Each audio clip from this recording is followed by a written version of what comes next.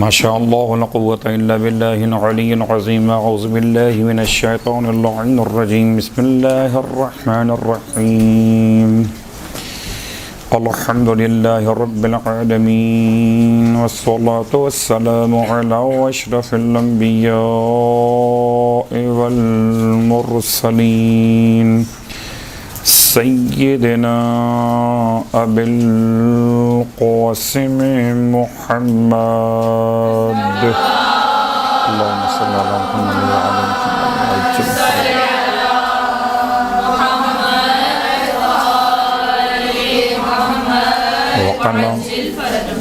وقنا أهل بيته الطيبين الطاهرين واللعنة الدائمة على أعدائهم أجمعين. أما بعد فقد قال الله تبارك وتعالى في كلامه الحميد. بسم الله الرحمن الرحيم. يؤمنون بالله واليوم الآخر. صدق اللہ العلی العظیم. تمام تعریفیں اس خدائے بزرگ و برتر کے لیے جو کائنات کا خلق فرمانے والا اور تمام کائنات جس کی محتاج ہے، اور تمام ہدیہ درود و سلام و نزوات مقدسات کے لیے جو باعث خلقت کائنات بھی اور اشرف موجودات بھی. الحمدللہ الذی جعلنا من المتمسکین بالقرآن العظیم وجعلنا من المتمسکین بولایت علی ابن ابی طالب علیہ السلام. اللہم صلی اللہ علیہ وسلم.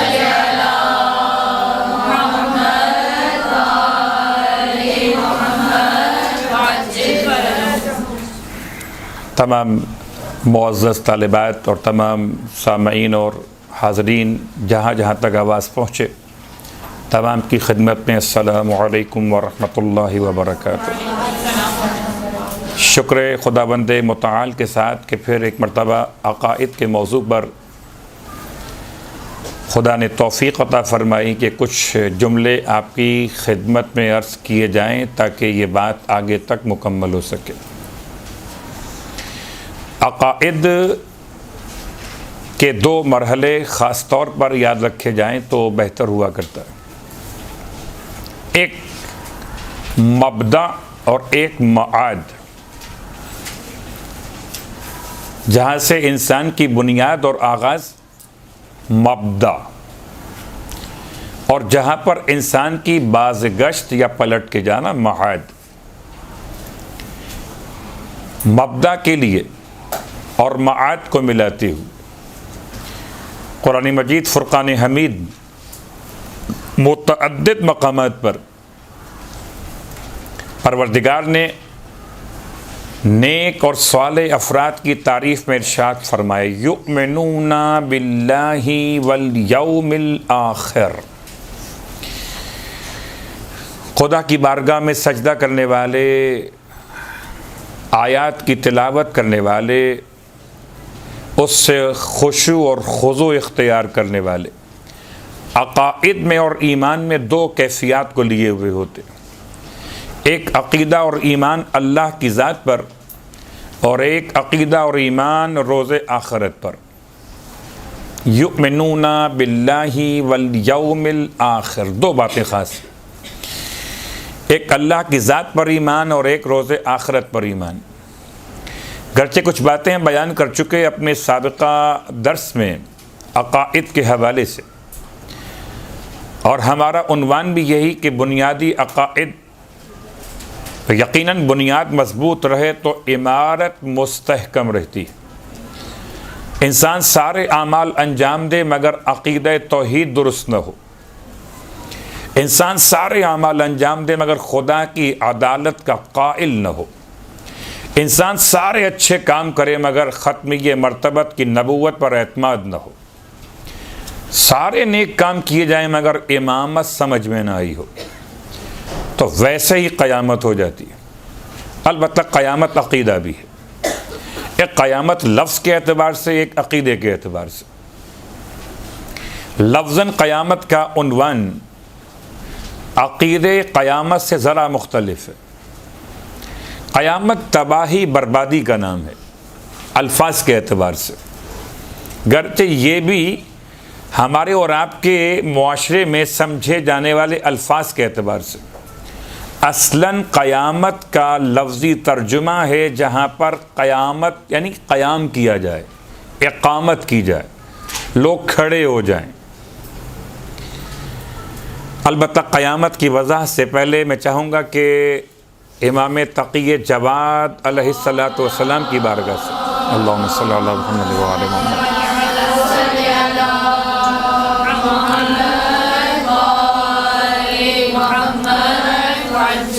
کتاب کا حوالہ ہے احتجاج تبریسی، اور اردو کے اعتبار سے جلد نمبر 2 اور عربی کے لحاظ سے یہ مختلف انداز سے پرنٹ ہوئی۔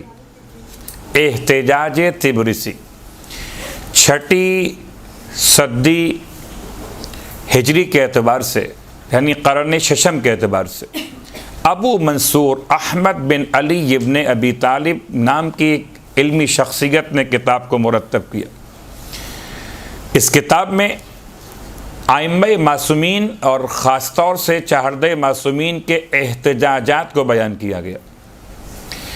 راوی کا نام ہے ابو داؤد، جن کو آپ ابو ہاشم کے نام سے پہچانتے ہیں، ابو ہاشم جعفری، قاسم کے بیٹے الجعفری، یعنی کہ یہ جعفر طیار کی اولاد سے تھے، اور ان کو خدا نے شرف عطا کیا کہ ایک سے زیادہ اماموں کی خدمت میں رہے۔ خاص طور سے امام جواد کی بارگاہ میں سوال کر رہے ہیں۔ سوال کیا ہے؟ کہتے میں نے کہا ابی جعفر الثانی کی خدمت میں ابو جعفر اول امام محمد باقر علیہ الصلوۃ والسلام، ابو جعفر ثانی امام تقی جواد علیہ الصلوۃ والسلام، کہ مولا بتائیے کیا معنی ہے قل هو اللہ احد میں احد کے معنی کیا ہے؟ بسا اوقات ہم بہت سے کلمات تو پڑھتے اس کے معنی سے واقف نہیں ہوتے، یا معنی سے واقف ہوتے ہیں مگر صحیح معنی عقائد کے لحاظ سے ہمارے علم میں نہیں ہوتے۔ جیسے کہ مثال اللہ اکبر، مثال سبحان اللہ، مثال الحمدللہ، اس کے صحیح معنی عقائد کے لحاظ سے کیا بنیں گے؟ ایسے ایک سوال کیا گیا راوی کی طرف سے امام کی خدمت، مولا بتائیں قل هو اللہ احد میں احد کے معنی کیا؟ امام ارشاد فرماتے ہیں احد کے معنی وہ وحدانیت فطرت، اس پر تمام تر انسانوں کا اجتماع ہے۔ عجیب بات۔ امام علیہ السلام کے الفاظ کو سمجھنے کے لیے الفاظ ہیں المجمع علیہ بالوحدانیہ، اس پر اجتماع کیا جائے، وہ وحدانیت کے تقاضے ہیں احد کے اندر۔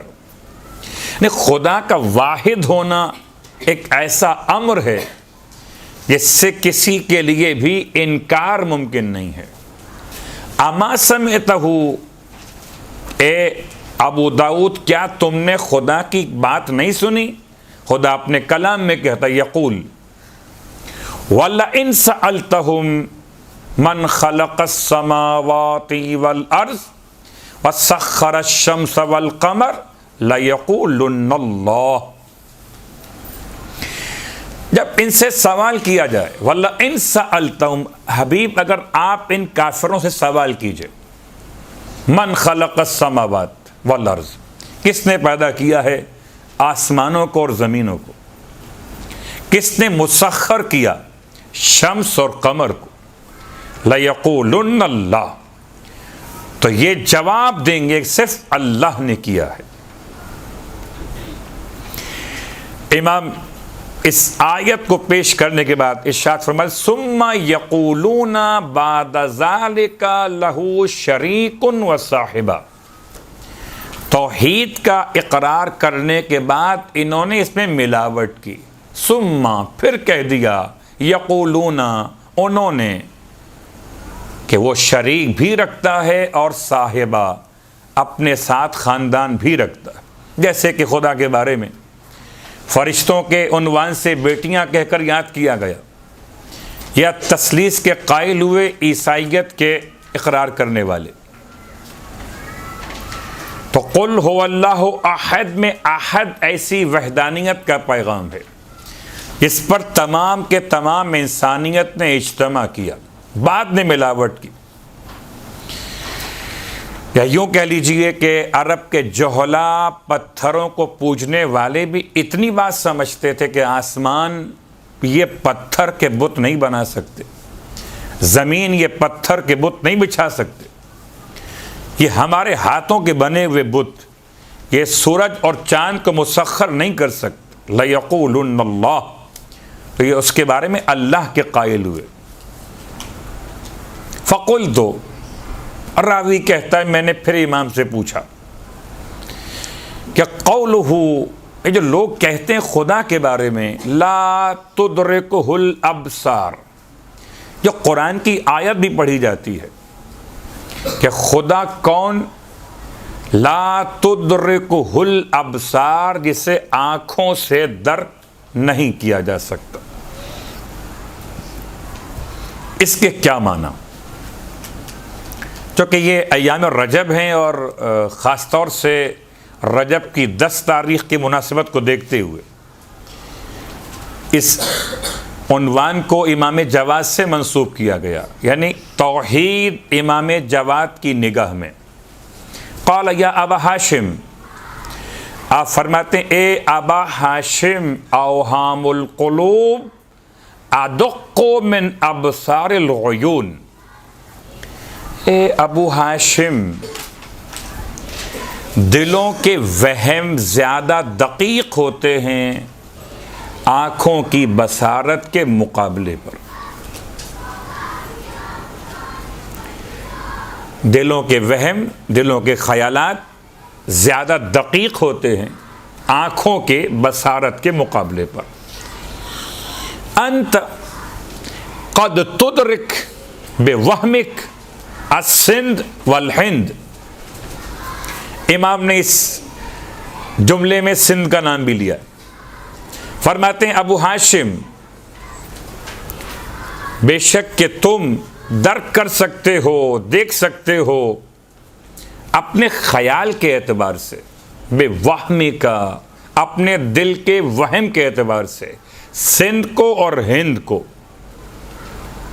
والبلدان التی لم تدخلها، اور ان تمام شہروں کو جن میں تم کبھی داخل نہیں ہوئے.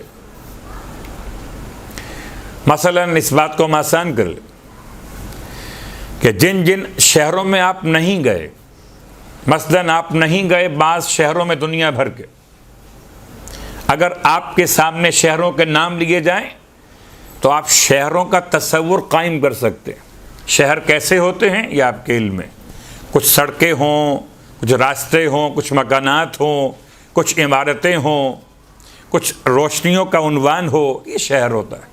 مثلا امام فرماتے ہیں کہ اے ابو ہاشم، تم اپنے خیال میں تو لا سکتے ہو ان شہروں کو جن کو تم نے کبھی دیکھا نہیں، جن میں داخل نہیں ہوئے. وَلَمْ تُدْرِكْ بِبَصَرِكَ ذَلِكَ، اور اے ابو ہاشم تم نے ان کو اپنی آنکھوں سے درک نہیں کیا، خالی دل میں خیال کیا ہے. فَأَوْهَامُ الْقُلُوبِ لَا تُدْرِكُهُ، بس اے ابو ہاشم دلوں کے خیالات بھی خدا کو درک نہیں کر سکتے، تو پھر کس طرح ممکن ہے کہ آنکھوں کی بصارت خدا کو درک کر لے. شاید یہ جملہ پہلے میں بیان کیا ہو کہ اگر آپ تمام سے سوال کیا جائے کہ خدا کا خیال کیجئے، تصور کیجئے، تو ذہن جس کو بنائے گا، دل میں جس کا خیال آئے گا، کون ذات، چہرہ کیسا ہو، جسم کیسا ہو، خدا نخواستہ امام فرماتے ہیں خدا وہ ذات ہے جس کو دل کا وہم بھی حاصل نہیں کر سکتا، تو آنکھیں کیا حاصل کریں گی؟ حالانکہ دل کا وہم تو ہر اس شے کو حاصل کر لیتا ہے جس سے آنکھوں نے دیکھا بھی نہ ہو۔ وَسُئِلَ علیہ السلام، پھر سوال کیا گیا مولا سے، اَيَجُوزُ أَن يُقَالَ لِلَّهِ، کیا یہ جائز ہے کہ اللہ کے لیے کہا جائے اِنَّهُ شَيْءٌ، کہ خدا شے ہے؟ کیا یہ جائز ہے خدا کے لیے کہ اس کو کوئی شے کہا جائے؟ فقال، امام فرماتے نعم، ہاں یہ جائز ہے کہ خدا کو شے کہا جائے، لیکن تخرجہ من الحدین، اس کو شے کہتے ہوئے اس کی دو حدود سے اسے نکالا جائے، حد الابطال و حد التشبیہ۔ جب خدا کو شے کہا جائے تو شے کس معنی میں؟ ایسی شے کہ جس کا انکار ممکن نہ ہو، ایسی شے جس کی نفی ممکن نہ ہو، ایسی شے جس کے بغیر کائنات کا وجود ممکن نہ ہو۔ وہ حد التشبیہ، اور ایک اور حد قائم کی جائے، وہ کہ اس کے جیسی کوئی اور شے نہ قرار دی جائے۔ خدا ایسی شے ہے جس کے بغیر کائنات وجود میں نہیں آ سکتی، جس کے علاوہ سب کچھ باطل ہے سوائے اس شے کے، اور کوئی دوسری شے اس کے مشابہ نہیں ہو سکتی۔ وَأَنْ أَبِي ہاشم الجعفری، پھر ابو ہاشم جعفری کہتے ہیں قال کنت عند ابی جعفر الثانی، میں بیٹھا ہوا تھا امام کی خدمت میں، فسألہ الرجل، اور امام سے ایک شخص نے آ کر سوال کیا، فقال، وہ شخص کہتا ہے مولا سے، اخبرنی عن الرب تبارک و تعالی، الہ اسماء و صفات فی کتابہ، وہل اسماءہ و صفاتہ ہی ہوا۔ کوشش تو کروں گا کہ ذرا آسان کر سکوں بات کو، لیکن ہے بہت دقت کے مسائل، چونکہ توحید کا مسئلہ۔ کہتے ہیں ابو ہاشم جعفری کہ میں خدمت امام میں بیٹھا ہوا تھا، ایک شخص امام کی بارگاہ میں آیا اور آنے کے بعد سوال کیا مولا سے کہ مولا مجھے خبر دیجئے رب کے بارے میں، کہ اس کے کچھ نام ہیں رب کے، اس کی کچھ صفات ہیں جو کتاب میں بیان کی گئیں۔ اب آپ مجھے بتائیے کہ اللہ کے نام اور اللہ کی صفات خود خدا ہیں یا خدا کوئی اور ہے، اسماء اور صفات کوئی اور ہے؟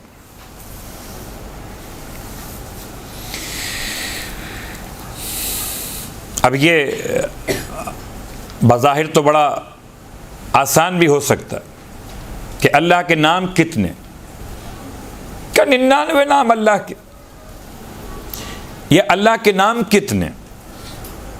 کہا اگر دعائے جوشن کبیر میں دیکھیے تقریباً 1000 نام ہیں اللہ کے، تو اگر ہر نام کو ایک خدا مان لیا جائے تو خدا کتنے ہو گئے؟ اور خدا کی صفات کتنی ہیں؟ کہ جتنی خدا کی صفات ہیں اگر ہر صفت کو خدا مان لیا جائے تو خدا ہو جائیں گے متعدد، بہت زیادہ ایک کے مقابلے پر۔ سوال کیا گیا، بہت غور کیجیے گا، کبھی کبھی انسان خدا کے اسماء کو، خدا کی صفات کو، اور اسماء کے لیے تو بات اور بھی آگے جا سکتی، عجیب بات ہے۔ کیا بات ہے؟ وَلِلَّهِ الْأَسْمَاءُ الْحُسْنَى، سارے اچھے نام اللہ کے،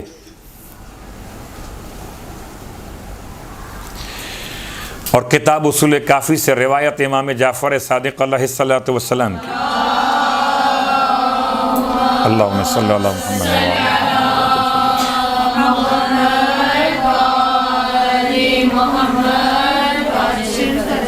مطلب واللہ نحن الاسماء الحسنی، قسم بخدا ہم اللہ کے اچھے نام ہیں، ہم اللہ کے اچھے نام اور خدا اور۔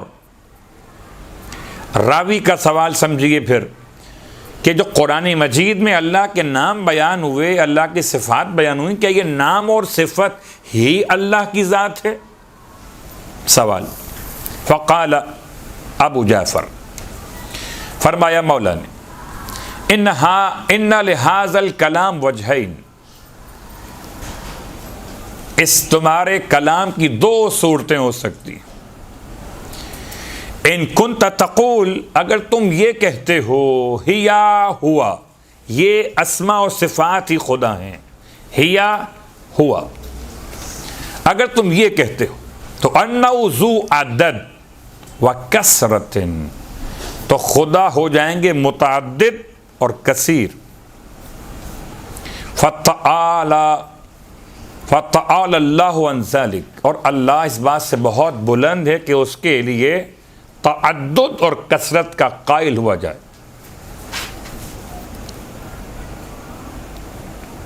وَإِن كُنْتَ تَقُولُ، اور اگر تم یہ کہتے ہو، هَذِهِ الْأَسْمَاءُ وَالصِّفَاتُ لَمْ تَزَلْ،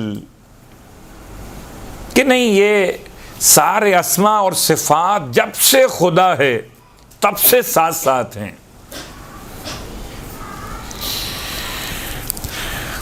یہ اس کے سارے اسماء، سارے نام اور صفات خدا کے ساتھ ساتھ جب سے خدا ہے، یعنی ہمیشہ سے۔ فَإِنَّ مِمَّا لَمْ تَزَلْ مُحْتَمِلٌ عَلَى وَجْهَيْنِ، یا عَلَى مَانِيَيْنِ، اگر تم یہ کہو تو اس کے بھی دو احتمال بنتے۔ فَإِن قُلْتَ لَمْ تَزَلْ عِنْدَهُ فِي عِلْمِهِ، اس کو روایت کو پورے بیان کر لیں، پھر اس کی تشریح بھی کرتے۔ بس اگر تم کہو کہ اللہ کے نزدیک اس کے علم میں سب کچھ تھا، یعنی تمام نام اس کے اپنے اور تمام صفات اس کی اپنی، تو وہ یستحقها ونعم، اور خدا اس کا حقدار بھی ہے، تو بس یہ معنی درست ہوئے۔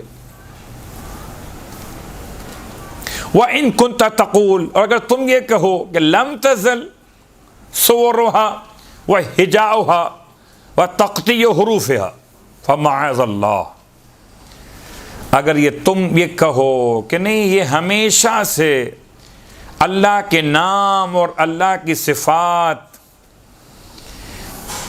اور تمام تر الفاظ ایک ایک الگ الگ الف لام ہے اللہ، یا را ہا میم نون، یہ تمام کے تمام حروف جب سے خدا ہے تب سے خدا کے ساتھ ساتھ ہیں۔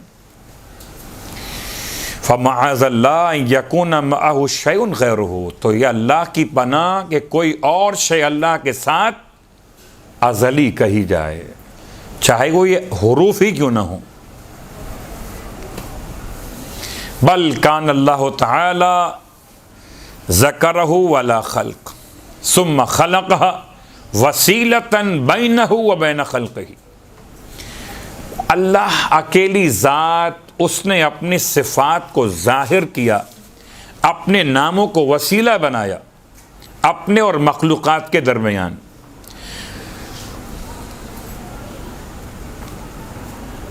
اور اب خاص جملہ اس پورے پیراگراف کا جو ماحصل، فرماتے ہیں مولا، والاسماء والصفات مخلوقات، اللہ کے اسماء اور اللہ کی صفات اللہ کی مخلوقات ہیں۔ والمعنی بہا هو اللہ، اور ان اسماء اور صفات کا جو معنی ہے وہ اللہ کی ذات ہے۔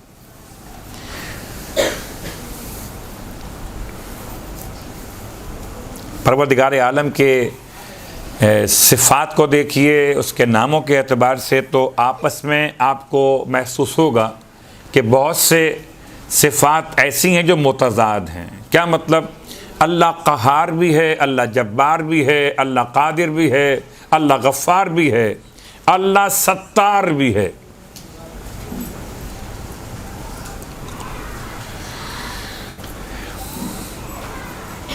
وَلَا يُقَالُ لَهُ قَلِيلٌ وَلَا كَثِيرٌ، اس کے لیے نہیں کہا جا سکتا کہ تھوڑا ہے کہ زیادہ ہے۔ وَلَكِنَّهُ الْقَدِيمُ فِي ذَاتِهِ، لیکن وہ قدیم ہے اپنی ذات کے اعتبار سے۔ لِأَنَّ مَا سِوَى الْوَاحِدِ مُتَجَزِّئٌ، خدا کے سوا باقی تمام کے اجزاء ہو سکتے۔ مثال دیتا ہوں میں آپ کو، شاید آپ نے بہت سارے امام بارگاہوں میں یا بہت ساری دکانوں پر تبرکات کی ایک تغرا ملاحظہ کیا، اس پر لکھا ہے اللہ، اور اللہ کے الف کو میم محمد بنایا پورا، پھر علی، پھر فاطمہ، پھر حسن اور حسین۔ کبھی غور کیا اس کا مطلب کیا ہوا؟ آپ اسے چومتے ہیں، اٹھاتے ہیں، یہ پیغام کیا ہے کہ اللہ کے لفظ کے اندر 5 اگر ان حروف کو جمع کیا جائے تو اللہ کا لفظ مکمل ہوتا۔ وہ تثلیث کہتے ہیں، ہم نے تخمیس کر دیا۔ ایک اور مثال سمجھانے کے لیے، بسا اوقات یہ جو تغرے بنائے جاتے ہیں، یہ جو تبرکات کی دکانوں پر لوگوں کو متوجہ کیا جاتا ہے، لازم ہے کہ ہر بات درست ہو، ہر بات قابل قبول ہو۔ جیسے ناد علی کا تغرا شیر بنا ہوا ہے، شیر اس کی دم بھی ہے، شیر جس کی 4 ٹانگیں ہیں، شیر جس کے پورا چہرہ شیروں والا ہے، اس کے 2 کان بھی۔ یہ کیا مطلب ہے؟ اسد بمانے حیوان یا اسد بمانے شجاع؟ اگر بمانے شجاع ہے تو خالی حیوان بنا دیا، کیا میسج ہے اس کا؟ مولا متقیان علی ابن ابی طالب علیہ الصلوۃ والسلام افضل انسان،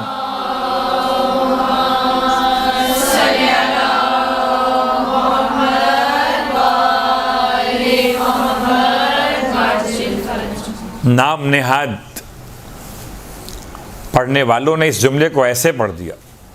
کربلا معلیٰ میں مقام اسد و فضہ، اور وہاں یہ پڑھ دیا گیا بعض کی طرف سے، جی مولا کائنات شیر کی شکل میں آ گئے تھے،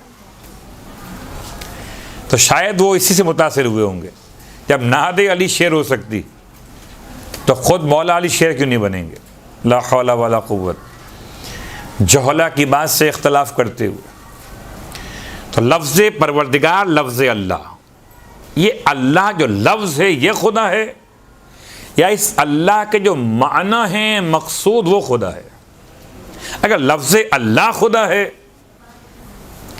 تو یہ اگر حروف نہ ہوں، الف نکال دیں، لام نکال دیں، الف نکال دیں، پھر لام نکال دیں، اللہ ٹوٹ جائے گا۔ وَلَا يُقَالُ لَهُ قَلِيلٌ وَلَا كَثِيرٌ، خدا کی ذات میں نہ کثیر ہے نہ قلیل ہے، وہ قدیم ہے، اپنی ذات میں قدیم ہے۔ اس کے ما سوا جو بھی ہے وہ سب کا سب اجزاء سے مل کے بنا ہے، ترکیب ہو سکتی ہے، مٹی سے، پانی سے، ہوا سے، آگ سے مل کر بنے انسان کے اجسام۔ واللہ واحد ولا متجزئ ولا متوہم بالقلۃ والکثرہ۔ جب آپ ذہن میں خدا کو لائیے گا، چھوٹا خدا، بڑا خدا، کہ چھوٹا خدا قلیل، بڑا خدا کثیر، وہی ایک بات جو ہم لفظ اللہ اکبر میں بیان کرتے۔ جب آپ نے کہا اللہ اکبر، اللہ بزرگ و برتر ہے، کس سے بڑا ہے اللہ؟ بعض ہمارے نادان دوستوں نے شہزادہ علی اکبر کے لیے کہا یہ علی اکبر وہ اللہ اکبر۔ جب کبھی انسانوں کے لیے صفات بیان ہوں تو انسان ہے محدود، انسان ہے مخلوق، اور جب کبھی وہی صفات بیان ہو اللہ کے لیے تو انسان اپنے معانی میں خدا کی صفات کا ترجمہ نہ کرے۔ خدا کی صفات جب اس سے منسوب ہوں تو ان کا ترجمہ لامحدود اور مخلوق کے بجائے خالق کے معنی میں کیا جائے گا۔ اب اس کو آسان کرتے ہیں کہ وہ سرکار سید الشہداء کے سارے بیٹوں کے نام علی، جب سارے علی ہیں تو چھوٹا علی کون ہے، بڑا علی کون ہے، درمیان کا علی کون؟ تو اس لیے ایک ہوئے علی اکبر۔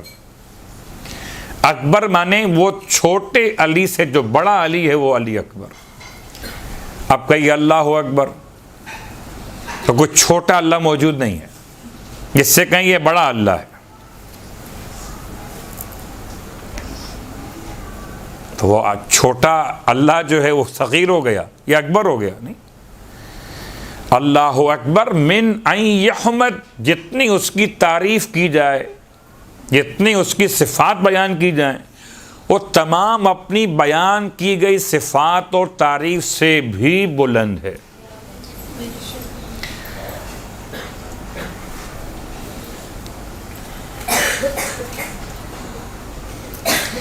امام فرماتے ہیں جب تم کہتے ہو اللہ کے بارے میں ان اللہ قدیر، تو خبرت انہ لا یعجزہ شیء، تم خبر دیتے ہو کہ خدا قدیر یعنی خدا کو کوئی شے عاجز نہیں کر سکتی۔ فنفیت بالکلمۃ العجز، تم نے اللہ سے نفی کی عاجز ہونے کی، وجعلت العجز للسوا، اور اللہ کے سوا تمام کو تم نے عاجز کہہ دیا۔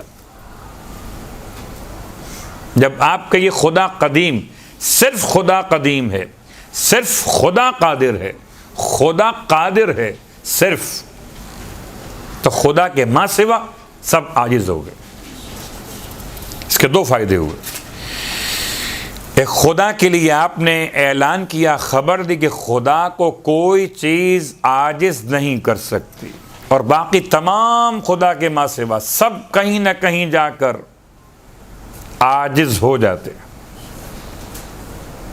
وَكَذَلِكَ، اسی انداز سے قولک، تمہارا یہ کہنا کہ اللہ عالم، اللہ عالم ہے، انما نفیت بالکلمۃ الجہل، تم نے خدا کی ذات سے جہل کی نفی کر دی، خدا جاہل نہیں ہے۔ وجعلت الجہل لسواہ، اور جو خدا کے ماں سوا جو بھی ہے وہ جاہل ہے۔ اب خدا اپنے علم سے جس کو چاہے علم عطا کرے، لیکن خدا جب عالم ہے، صرف خدا عالم ہے، تو ہم نے جب جملہ کہا تو خدا سے جہل کی نفی کر دی۔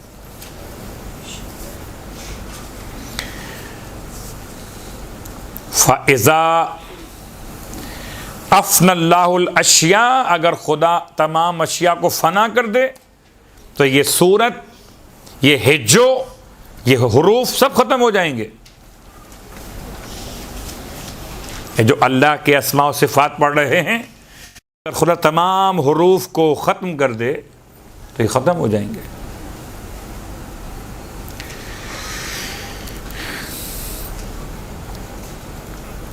بہت سے مقامات پر انسان الفاظ کو جب خدا سمجھنے لگے تو مسائل آ جاتے ہیں۔ جب الف لام الف ہے نہیں تھے تب بھی خدا خدا تھا، اور جب یہ لفظ اللہ کے حروف نہیں ہوں گے تب بھی خدا خدا رہے گا۔ رحمان کے جب حروف نہیں تھے تب بھی وہ رحمان تھا، اور جب رحمان کے حروف ختم ہو جائیں گے تب بھی رحمان رہے گا۔ تو اصلاً ان تمام اسماء اور صفات کا تعلق خدا کے معرفت کے وسیلوں سے. یہ سب خدا کی مخلوقات ہیں. جو حروف ہیں وہ اللہ نے بنائے. فقال الرجل، پھر امام کی بارگاہ میں وہ کہتا ہے شخص، فَكَيْفَ سَمَّيْنَا رَبَّنَا سَمِيًّا، مولا ہم کیسے کہہ سکتے ہیں اپنے رب کو کہ وہ سننے والا ہے؟ کیونکہ ہم نے دیکھا کائنات میں سننے والے سنتے ہیں اپنے کانوں سے، تو کیا خدا بھی سنتا ہے؟ ابھی آپ نماز میں کیا پڑھتے ہیں؟ سمع اللہ لمن حمدہ، جس پر برادران اہل سنت کہتے ہیں ربنا ولک الحمد. آپ کے بعض علماء پڑھتے ہیں الحمد للہ رب العالمین. سمع اللہ لمن حمدہ. جب کبھی نماز میں توجہ قائم نہ ہو رہی ہو تو اس جملے پہ غور کیجیے گا، سمع اللہ لمن حمدہ، اللہ سنتا ہے اس کی آواز کو جو اس کی حمد کر رہا ہو. اور آپ تو ہم نہیں کر رہے ہوتے، آپ تو الفاظ ادا کر رہے ہیں اور توجہ کہیں اور ہے. گھر کے سارے مسئلے حل اور نماز کے اندر، تو کیا سنے گا؟ آپ بول کیا رہے ہیں؟ خیر، اس وضاحت کے ساتھ امام فرماتے فقال لأنه لا يخفى علی ما یدرک بالاسماء ولم نصف بالسمع المعقول فی الراس. فرماتے ہیں اس پر پوشیدہ نہیں ہے کہ جو تم سماعت سے درک کرتے ہو اس پر وہ پوشیدہ نہیں ہے، وہ الفاظ نہیں سنتا، اس پر وہ پوشیدہ نہیں ہے. تمہارے پاس علم آیا ہے سماعت کے ذریعے سے، اس کا وہ بھی عالم ہے. وَلَمْ نُصِفْهُ بِالسَّمْعِ الْمَعْقُولِ فِي الرَّاسِ. جب تم اللہ کو کہو سمیع ہے تو اس کے لیے کسی کان کا تصور مت کرنا جو سر کا حصہ قرار دیا جائے. خدا بغیر کانوں کے سنتا. کبھی کبھی محاورہ پڑھا جاتا ہے کہ دیواروں کے بھی کان ہوتے، حالانکہ دیواروں کے کان تو نہیں ہوتے، تو پھر کس کے کان ہوتے ہیں؟ جو سنتا ہے. کبھی انسان سمجھے شاید کہ اب کوئی سننے والا نہیں ہے. جب انسان نے یہ تصور کہ کوئی سننے والا نہیں تو کافر ہو گیا. کیونکہ خدا کون ہے؟ سمیع. اب آپ اگر کہیں کہ کوئی سننے والا نہیں ہے، نہیں ہے سننے والا. وَكَذَلِكَ سَمَّيْنَاهُ بَصِيرًا، اور اسی انداز سے ہم کہتے ہیں اللہ کے لیے بصیرہ، کہ خدا دیکھنے والا ہے. لِأَنَّهُ لَا يَخْفَى عَلَيْهِ، اس پر پوشیدہ نہیں ہوتی. ما یدرک بالابصار، جو آنکھیں دیکھتی ہیں وہ علم اللہ پر مخفی نہیں ہے، رنگ، شخص وغیرہ وغیرہ، لیکن اس کی آنکھیں نہیں ہیں.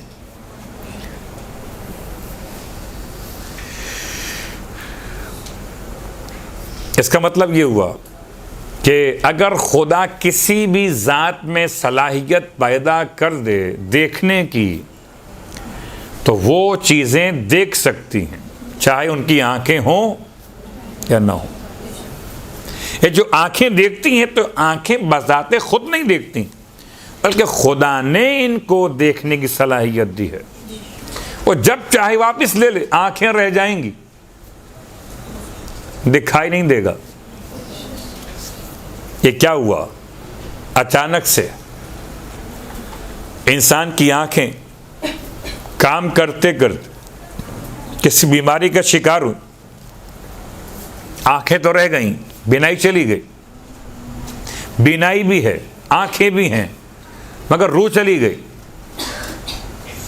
اب آنکھیں مگر دیکھ نہیں سکتے. خدا سمیع بھی ہے اور بصیر بھی، لیکن خدا کی آنکھیں نہیں ہیں. وہ آنکھیں دینے والا ہے، آنکھوں کا محتاج نہیں ہے، آنکھوں کا پروردگار ہے. تو جتنا علم مجھے اور آپ کو آنکھوں سے دیکھ کے ملتا ہے وہ علم خدا سے مخفی نہیں ہے، اس لیے اسے کہتے ہیں کہ وہ بصیر ہے.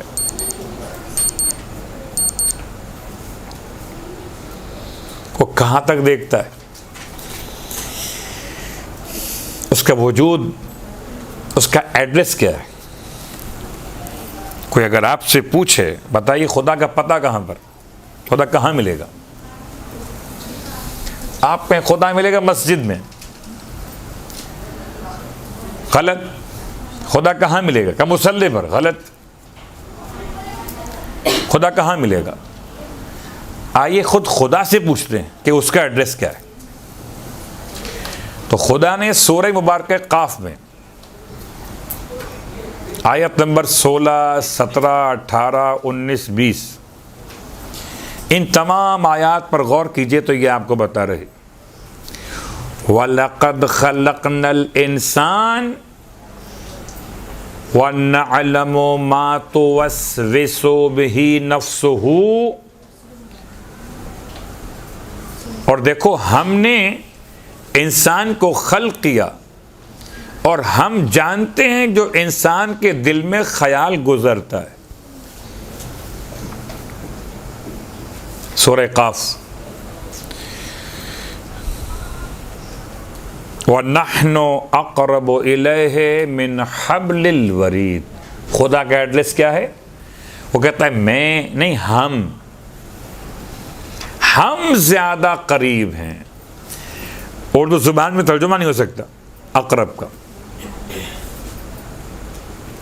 ایک ہے قریب، ایک ہے قریب تر، قریب ترین. عربی زبان کے اعتبار سے قریب اور اقرب بہت زیادہ قریب. اس بہت میں کتنی گنجائش ہے یہ نہیں معلوم. یہ رکھے ہوئے سب سیٹ رکھے ہوئے یہاں پر سیل.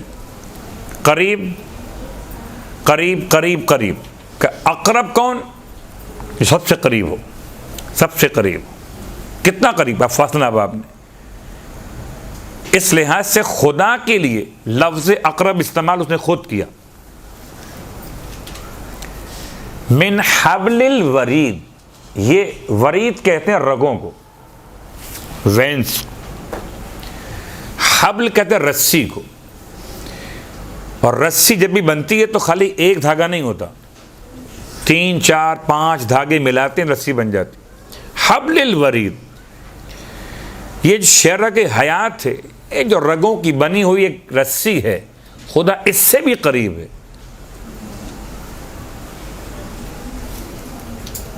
لوگ خدا کو ڈھونڈتے ہیں آسمانوں کو، آواز یا اللہ. اللہ کہاں پر گا؟ اللہ یہاں پر ہے. وہ سجدے میں گئے، شاید اللہ وہاں مل جائے. خدا کہتا ہے میں سجدے میں نہیں ملنے والا.